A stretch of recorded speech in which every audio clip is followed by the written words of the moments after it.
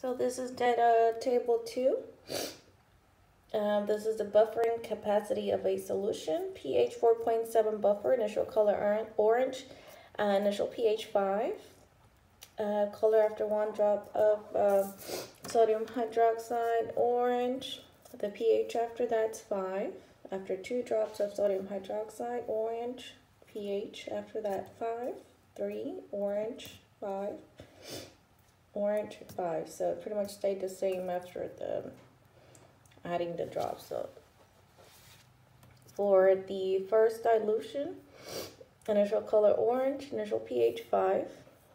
After 1 drop of sodium hydroxide, orange. That pH after that is 5. After 2 drops turn to yellow, pH changed to 6. 3 drops yellow, 6 stayed the same. Even after 4 drops, after 5 drops, the color changed to green and the pH bumped up to 7.